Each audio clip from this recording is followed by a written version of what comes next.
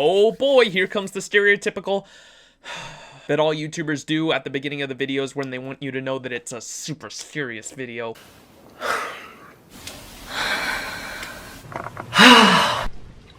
I've made a severe... Yo, what is going on everybody? My name is Maximizing and today we are going to be talking about mental health, more specifically the state of my mental health in the year of 2019. Look at that, we've already said the title of the video and it's not even a mid-roll add-in. So if any of you guys watch my stream over at twitch.tv/iMaximizing, gotta plug it there, you've probably already heard me touch on this a bit, but I know a lot of you guys actually don't watch my stream, so I wanted to make a whole video about it as well. And this is going to be my last video for a while, so I just wanted to make a video on it, touching up on it so everybody knows where I'm at. But 2019 has without a doubt been the worst year of my life so far. And before I go any further, I just wanted to let you guys all know that this video isn't me asking anyone for advice. I honestly get too much advice from people that I know care for me, but it's honestly just so much that it just ends up making things worse because I hear so many things from so many different people. I'm honestly just fed up with advice at this point. Between the voices in here, and honestly the voices down there, because Lord knows I've had more than a few depression faps this year. There's just so many voices, and so I just wanted to let you guys know that this video is really just going to be me venting to you guys, letting you know what my plan is for not just the future of my mental health, but also the future of my content creation. And it's not supposed to be a video where I'm looking for answers. I already have my answers. And it's definitely not me trying to make you guys feel bad for me at all. More so just me letting you all know why 2019 affected me in such a negative way and where I'm going to be for a while. And no, not a psych ward. If anything, I'm hoping that this video of me venting about my mental health problems and what my plan is to get better might help me out a little bit. And in turn, it also might help out some of you. So to kick things off, the last time that I think that I was genuinely happy, and I throw that word around loosely, the word happy, because I don't even know what it is anymore. Is it to be content with life? Is it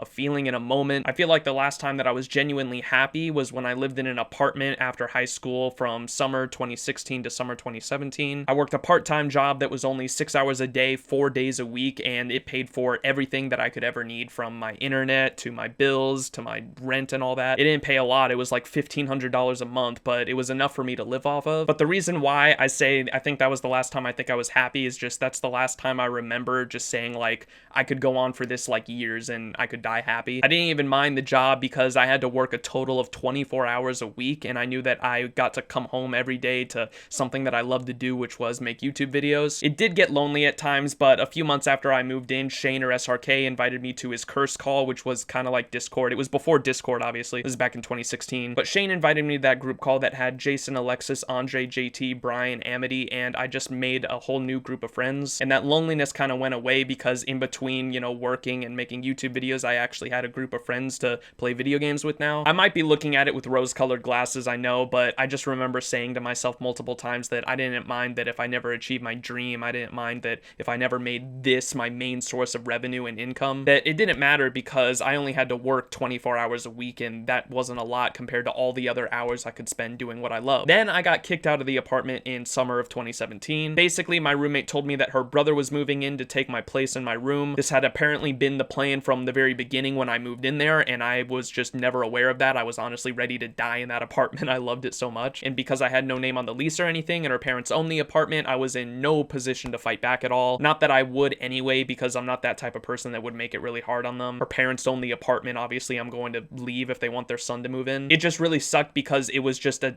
total shock to me because it had never been the plan, and so it really bummed me out because that whole year that I was staying there, I thought that I was going to be able to stay there forever. When I moved in there, I had no plans to move out anytime soon. It was just very abrupt to me. They gave me a month to move out, and so in that time I was panicking. I upgraded to a full-time job so I could actually afford a place on my own. I went from working that 4 days a week, 6 hours a day, to 8 hours a day, 5 days a week. I was making a lot more money working the full-time job, yes, but I was doing a lot less of what I love to do, which in turn shattered some of my happiness. I know there's probably a decent amount of you right now pointing your finger at me saying, "He's a millennial, he's so entitled." Yeah, I know that having a full-time job is a normal thing, and there's plenty of other people out there that work the same amount of hours I do. I'm just letting you all know that we are at the bottom of the pile of things that added up to result into where my mental health is today, and having to switch to a full-time job was definitely one of the things. When I found out I was getting kicked out, obviously I was panicking, trying to find a new place, got that full-time job so I could actually actually afford a new place because I definitely just did not want to move back in with my mom because society views that as such a negative thing, which with the full-time job I had just gotten was still extremely hard to do. We live within commuting distance of Seattle. My job is within commuting distance of Seattle. And so that makes all of the houses and apartments and yada, yada, yada, all the housing in the area is extremely expensive in King County just because of that. Obviously, there's some cheap places here and there, but they're cheap for a reason. So a house or an apartment is extremely expensive without a roommate, obviously. Luckily, I was able to find one apartment that I really liked that was in a gated community and wasn't like the other affordable apartments in the area that were affordable because of their neighborhood. But when I applied, they denied me and I was in for a rude awakening called credit. I had no credit. I had no idea what the hell credit was. My mom had gotten by through life without building credit, so she had no advice for me. And so I had to do a bunch of research on my own, educated myself. Like, honestly, if there's any advice that I can give to any of you guys who are just turning around 18 years old, or any of you young adults who haven't looked into credit, learn about it. It's ridiculous that it isn't mandatory in high school to learn about credit because of how important it is in your adult life. So after the apartment denied me, I instantly bought a credit card and moved back in with my mom, which is not what I wanted to do, but obviously I just needed to, and to start building my credit, that's what I did. And because I moved back in with my mom, you know what that means. Yeah, we went back to the mobile fucking hotspot for our only source of internet. And having to deal with that house just not being able to have any internet provider and my mobile phone's hotspot being the only source of internet, and having to go back to the library down the street to upload any of my videos I wanted to shattered even more of my happiness. Well, living with my mom wasn't all that bad. I was able to save up a bunch of money over the course of the year with that new full-time job. I was able to buy and build a new PC. I was able to get a really nice stand-up desk, the DX Racer, new monitors, all of that. Obviously a lot of materialistic things, but as a content creator, it had always been my dream to have a really nice setup, and I got that. Don't think it made me a whole lot happier, obviously because materialistic, but the setup I have now is definitely like as close as I think I've ever come to my dream setup. But shortly after I got all this stuff set up, I took my big break from YouTube, and if you've been around long enough, you probably remember when I didn't upload at all for almost 6 months. It was from the beginning of 2018 to summer 2018. It was the longest break I've ever taken from content creation in general since I started back in like 2012, and I really think that's where a lot of my mental health problems started, because when I did finally come back to YouTube and streaming on Twitch, it really never felt like I had fully come back, if that makes sense. It was a year and a half ago now at this point, and I just, like I said, it does not feel like I ever came back from that break because my drive for content creation has never really came back since then. The whole reason for the big break, if you guys remember, was because I was editing a Ragetage, my second Ragetage I had ever edited for Jason or Jev, and originally I told him and you guys that I would be back and it would be done in 2 weeks.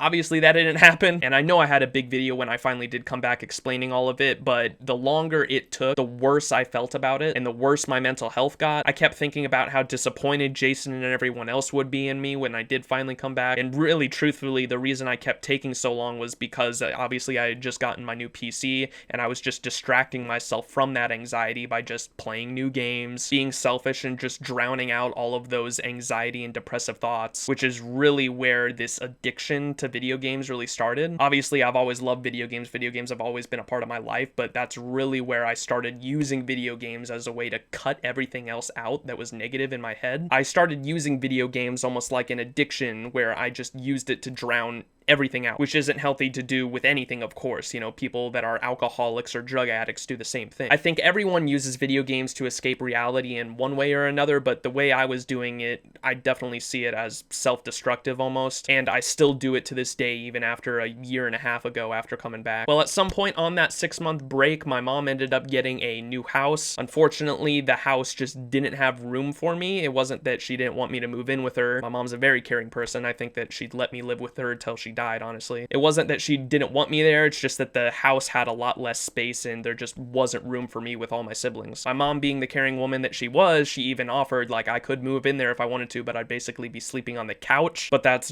definitely not something that I wanted. I was already dealing with so much mentally at that point that if I didn't have my own space or room, I'd literally be having a breakdown. So the plan was that me and my stepdad would stay at that house, the one that can't get internet and has to use the hotspot, and I'd eventually build enough credit to the point where I could get my own own place. Flash forward to today, and because of some bills and stuff that I'll explain here in a second, my mom did buy her own house, and that's where I'm living currently. It's a new house that she bought. I am able to get internet here, so thank God no more hotspot, but things are obviously a lot different from when I had my own apartment and I considered myself happy. And after months of editing Jason's Rage Taj, I honestly just burnt myself on editing. There were a few videos that I made here and there in 2018 and 2019 that I'm proud of, but ultimately I couldn't force myself to edit anymore just because I just hated it. I was burnt on it. I just didn't enjoy editing anymore. And I don't know, maybe it wasn't that I was burnt from editing Jev's Rage Taj, and more so that I had just gotten so accustomed to numbing myself and forgetting about my problems by playing video games because they are so goddamn fun on PC. I just hated the fact that I was 21, 22 years old and I didn't have my own place. I hated that I worked a full-time job I didn't like. I hated that I was still stuck using that same stupid mobile hotspot for my only source of internet. I hated that I had no real-life friends, and I hated that my anxiety towards Jason was so bad that I felt like I didn't even deserve to hang out with him and Shane and the others anymore. Literally just because of the fact that the Rage Taj took too long, which is fucking stupid. I know it's stupid. Or maybe the reason I hated editing so much was just because of the fact that I was so addicted to numbing everything out by escaping through a video game that I would rather feed that and escape reality instead of doing what I used to love doing. I don't even know why I feel the way I do anymore, and it fucking sucks. I know I should be grateful for everything I have, and I am. I'm so grateful that I have this platform where I can sit here in front of a monitor and bitch and complain about my first world problems, and some of you guys actually listen and care. I know that there's people with far worse addictions than video games. I know that there's people that don't have houses. I know that there's people that can't even get a fresh glass of water. And here I am sitting in front of a setup that I spent years and years and years saving up for, and I'm still not happy for whatever fucking reason. I've only wanted one thing for the past decade, and that's to be able to do what I love for a living. I'm not asking to be rich. I'm literally just asking to be able to have my own apartment somewhere. It doesn't have to be a nice apartment. It can literally be a one-bedroom apartment, and just be able to pay my bills by doing what I love, which is content creation and making videos and streaming. And I've been trying for that for almost a decade now. At the beginning of the video, I mentioned that 2019 was the worst year of my life, and none of what I just mentioned happened in 2019. At the end of 2018, I thought that was the worst year of my life, and I thought that 2019 things would start looking up. At the end of 2018, I had a girlfriend that I cared very much about, first one since high school, and I don't even count any of the ones in high school because none of them lasted for more than a few weeks. At the end of 2018, I had finally committed to streaming on Twitch regularly because I kind of felt like YouTube was going downhill, and I think the reason I really started streaming on Twitch was just so I could keep the label of content creator while still being able to feed my addiction and feel like I could still keep working towards my goals, when ultimately it was just an easier thing. I know it, streaming on Twitch comes much more naturally for me than editing videos, and I think that streaming on Twitch is a lot more easier. So I think it was literally me just trying to take the easy way out of saying like I'm still working on my goals while not putting in as much effort, and being able to keep feeding that addiction of just drowning everything out around me and forgetting about my problems by just grinding a video game. I remember I told myself at this exact time last year that 2019 was going to be different. 2019 was going to be my year. I was going to grab 2019 by the balls and make it my bitch. Well, 2019 ended up grabbing me by the balls and making me its bitch. The very first month of 2019, January 2019, my girlfriend dumps me, and I still to this day feel like it has everything to do with the fact that I was so obsessed with content creation and making it my full-time job that I ended up neglecting her. She was really the first wake-up call for me for why I didn't have any IRL friends, because I destroy my relationships with this addiction to video games and drowning everything out like I keep saying. And even though she was the first wake-up call for me, like I said, I wouldn't get any help. I just did what I always do, which is just play video games and forget about all my problems. I dealt with the breakup by just playing video games and forgetting about it. Also in January 2019, the car I had been driving since high school actually just had an engine misfire on a startup, and fixing the engine was too much money, so we ended up just getting rid of the car altogether, and I started driving my younger brother's car to work every day. And then in February, just a few weeks later, I slid on some ice coming home from work one morning and hit a curb, completely fucked up the axle on the car, and to replace the axle, as you can imagine, it was a 1990s car, it was too much money, and so we ended up just getting rid of that car as well. So in desperate need of a car, my supervisor at work, Andrew, came to save the day. He drove me to work every single day in the month of February and actually helped me get my own car. He helped me pick out a dealership, pick out a car car, go through all the paperwork. He was a blessing. And luckily I had been building my credit that whole time, and so getting a car loan from the bank and getting this new car was no problem at all. Well, 2019 really wanted to fuck me even more, because only 5 days after getting that car, I didn't even own it for a week, some guy blows a red light on my way to work and the car ends up totaled. My mom, worried sick of course, tells me to go to the emergency room to get my head and everything checked out. Other than my wrist hurting, it turned out to be nothing more than a sprain, but obviously after a car accident we wanted to make sure nothing was broken. But that's how I learned the hard way that you never go to the emergency room unless you are literally about to die. The police report of the crash ended up stating that it was no one's fault. It was a no-fault accident, which I didn't even know that exists, because there were no cameras at the intersection to prove it was anyone's fault. And the crash itself, we both hit each other's corners, and obviously the guy that ran the red light wasn't admitting fault. And so how that works is both parties have to end up paying for their own stuff. So thank God I had gap insurance on that new car. It paid off most of the car, but there was $2,000 left over, and I have to pay that $2,000 off over the course of the next year, obviously, with payments. And on top of that, I have to pay off the emergency bill, which was $3,000 after insurance, which is fucking ridiculous. Like I said, I learned the hard way that you're never supposed to go to the ER unless you are literally dying. So at this point, I'm thinking, great, I'm in the same spot I was a month ago with no car, and now I've got $5,000 I have to pay off. Now, this is where the story kind of gets really dark, because it was at this point where I really was not okay with living with how my first few months of 2019 had gone. I felt like life had fucked me over so much at that point with how my first few months of 2019 had gone, that if it weren't for me moving back in with my mom, I honestly would have committed or attempted suicide. I won't lie, I think a majority of people have suicidal thoughts every now and then. I don't think it's normal. It should be concerning for sure, but you know, all it can take is one thing to set you over the edge, one thing to make you snap and actually attempt or commit suicide. And my mental health has definitely been getting worse as 2019 went on. Everything I just told you was definitely the worst of it, but that depression has only been getting worse and worse and building and building. And like I said earlier in the video, I think that this mental health problem really started even before those first 3 months of 2019. It just got really bad then. I'm still paying off the emergency room bill. I'm still paying off the totaled car. I still have problems with loneliness, and I forget it all, or try to forget all my problems by just playing video games and feeding that addiction, and it's definitely not helping my depression and anxiety. I wear this hat that says anxiety on it, and I have another hat that says depression, and I'll wear those and joke on my stream about driving straight into a guardrail on the way to work every morning because I'm so depressed, and I joke about it because I think that that edgy humor will just mask it if someone laughs at it, but deep down I know it's a real problem and I need to actually see someone about it. You know, I can't keep trying to convince myself that I can get through this on my own. I can't keep just trying to distract myself with video games and streaming, and I can't just keep escaping reality and trying to numb the pain. And I know that it's only a matter of time before, you know, that one bad thing happens that I talked about that just makes me snap and pushes me over the edge, and I actually do it. And I know I'm getting extremely personal with you guys, and this isn't something a lot of YouTubers do. It's actually something that I had to really talk myself into. You know, sharing every single detail about your depression on the internet isn't a smart thing to do, but this is something that I really wanted to do, like I said, because I felt like venting to you guys would help me out. But I also think that telling you guys my story and telling you guys how I'm planning on getting help would hopefully help some of you guys out as well that are going through a similar thing. I just,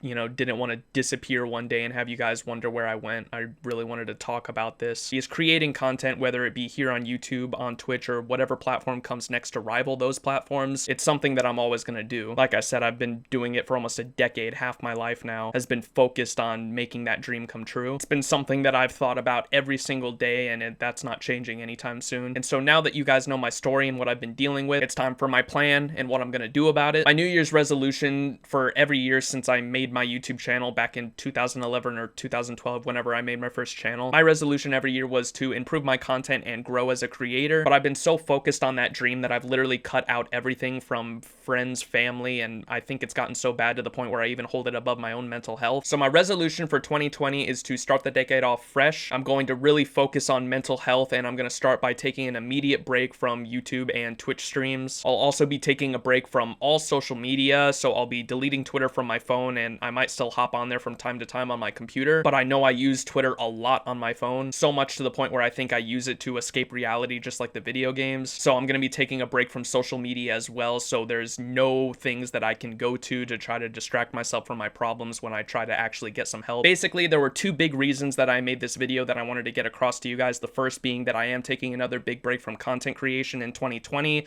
It's going to start on January 1st of 2020, and it is going to last till whenever. I have no idea. It could take the first 2 months of 2020, might be at the end of the year when I come back. I don't know. All I know for certain is that I am not coming back until I've seen a doctor, a therapist, I get some meds prescribed to me that I can actually use and don't make me crazy, because I know that there are some antidepressants out there that don't work for you. There's a lot of different antidepressants out there, and there is not one that works for everybody. Everybody's different, and I'm gonna see a therapist for that as well, because talking about my problems has never been something that I like to do, and I don't think that I'm the type of person that likes to vent to a person to them. I'm more like venting just to myself almost. I feel like me making this video almost doesn't feel like I'm talking to you guys. It really feels like I'm writing a letter to myself, and then I'm just like giving it to thousands of people on the internet to read, basically. But talking face to face to someone has never been something I like to do, but I'm gonna force myself to see the therapist, not because talking about my problems I think will make me feel better, but because talking about my problems will let the therapist better understand what kind of medicine or antidepressants I should be on. I don't know if that's a thing. It feels like that's a thing, but I know that seeing a therapist for the antidepressants is better than going to a doctor, because the doctor is just going to give you whatever. They don't know you. A therapist will look at you and understand if you've got anxiety, depression. They'll figure out what kind of meds you should be on. The second reason I made this video was just to tell you guys my story, and I hope that it helped some of you. Obviously, if it helped no one, that's not a big deal as well. I really made this for myself as well, just to try to vent. But I don't know. I have no idea if any of you guys look up to me, but if anyone does, and you're going through a similar thing, I hope that it's able to really open up your eyes as well and try to motivate you to get some help too. Because like I said, if you're in a really low spot, all it takes is one thing to set you over the edge. And you should know that I care about you, and I know you've got other people in your life that care about you, even if you don't think you do. Your life is worth something, and please get help before it's too late. And lastly, I really want to have motivation again for YouTube videos specifically. I do enjoy streaming, but I feel like streaming it doesn't help with my addiction of just losing my mind in video games and just distracting myself from reality. I really want to get back into YouTube videos specifically, because as much as I enjoy streaming and as much as streaming comes naturally to me, I definitely use streaming as just a way to escape reality when that's not what it should be. When I'm making content, I want to feel like I'm actually entertaining you guys, not masking myself and using it as an excuse to escape my problems and forget about my problems. I want to have that motivation back to when I used to play on a mobile hotspot, and I used to love making videos every day, even though I had a shitty laptop that would take hours and hours and hours to render a video, and then I'd take that laptop to the library down the street because my hotspot had such a poor upload speed that I couldn't even upload it on my hotspot. So I took my laptop to the library just to upload a video. That kind of motivation I haven't had in a really long time, and I want to have it back. That's what I mean when I say I feel like I have never really came back to content creation since my break in 2018. So this time when I come back to making videos in 2020, I want to come back for good, and I want to be motivated again. But first, I need to take some steps into making sure my mental health is in a right spot, because I know I'm not going to be fully back unless I feel happy making videos again. So if you made it this far, thank you so much for watching. I really appreciate you guys listening to me just rant. I love that I have this platform to where I can actually just vent about my problems, and I feel like people actually listen. Just know that I made this video before ever actually seeking any help with a counselor or getting on meds or anything like that, because you guys are just my go-to, because I feel like you'll actually listen to me. I know not everybody's going to make it through the whole video, but if you are here at the end of the video listening to this now, just know that I truly, truly appreciate it, and I will see you all in 2020. But until then, this has been Max. Peace.